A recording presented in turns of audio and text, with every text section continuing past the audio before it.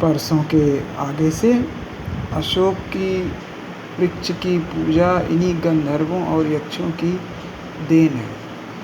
तो लेखक कहना चाहता है कि जो अशोक के पेड़ की पूजा होती है वो हमारे यहाँ यक्षों और गंधर्वों के कारण आई है। प्राचीन साहित्य में इस वृक्ष की पूजा के उत्सवों का बड़ा सरस वर्णन मिलता है। तो लेखक कह रहा है कि प्राचीन साहित्य में इस वृक्ष की पूजा के जो त्यौहार पूजा का जो त्यौहार मनाया जाता था उसका बड़ा सरस वर्णन उस साहित्य में मिलता है। असल पूजा अशोक की नहीं बल्कि उसके अधिष्ठाता कंदर्प देवता की होती थी। तो वास्तविक रूप में अशोक की पूजा नहीं होती थी बल्कि उसके मुखिया उसके प्रधान कंदर्प देवता अर्थात काम देवता की होती थी। इसे मदनोत्सव कहते थे। तो उस त्यौहार का नाम मदनोत्सव था। तो वो उस काल में मनाया जाता था। महाराज भोज के सरस्वती कंठाभरण से जान पड़ता है कि यह उत्सव त्रयोदशी के दिन होता है। तो महाराज भोज ने सरस्वती कंठाभरण लिखा था और उससे यह जान पड़ता है कि यह उत्सव त्रयोदशी के दिन होता है। मालविकाग्निमित्र और रत्नावली में इस उत्सव का बड़ा सरस मनोहर वर्णन मिलता है।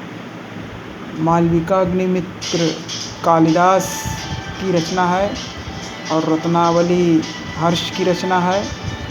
तो इन पुस्तकों में मदनोत्सव जो त्यौहार मनाया जाता था उसका बड़ा सरस और सुंदर वर्णन मिलता है।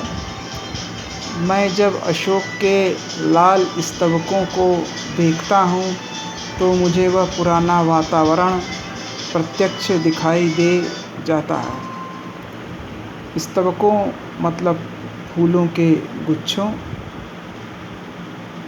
तो लेखक कहता है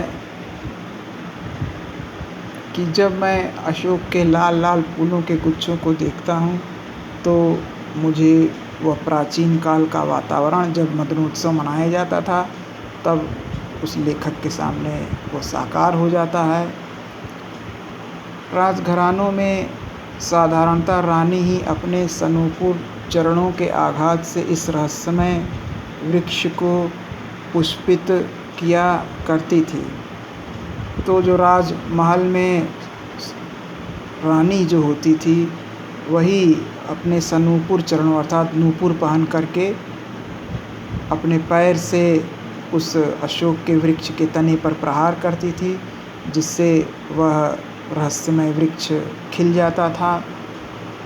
कभी कभी रानी अपने स्थान पर किसी अन्य सुंदरी को नियुक्त कर दिया करती थी। तो कभी कभी जो रानी होती थी वो किसी अन्य सुंदरी को अपने स्थान पर नियुक्त कर दिया करती थी जब उसकी तबीयत खराब रहा करती होगी। कोमल हाथों में अशोक पल्लवों का कोमलतर गुच्छ आया। कोमल हाथों में मतलब जो स्त्रियां ये कार्य करती थीं उनके कोमल हाथों में अशोक के नए नए पत्तों का अत्यधिक कोमल गुच्छा आया। अलक्तक से रंजित नूपुरमय चरणों के मृदु आघात से अशोक का पाद देश आहत हुआ। अलक्तक मतलब महावर।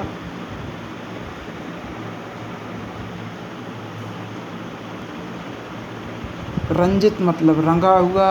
नूपुरमय मतलब नूपुर से युक्त। मृदु आघात मतलब कोमल प्रहार से। पाद देश मतलब नीचे का हिस्सा। आहत मतलब प्रभावित हुआ। तो महावर रंगे हुए पैरों तथा नूपुर पहने हुए पैरों के कोमल प्रहार से अशोक के नीचे का हिस्सा प्रभावित हुआ। नीचे हल्की रुंझुन और ऊपर लाल फूलों का उल्लास। तो चूँकि जो नूपुर होता है वो हल्का झनझनाता है, तो उसी को लिखा है नीचे हल्की रुंझुन होती थी और ऊपर लाल फूलों का उल्लास, और लाल लाल रंग के अशोक के फूल खिल जाते थे।